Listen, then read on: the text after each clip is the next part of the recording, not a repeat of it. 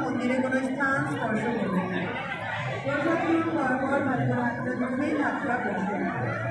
আপনাদের সবার কাছে অনুরোধ, দয়া করে মন্দিরে পরিষ্কার পরিচ্ছন্নতা বজায় রাখতে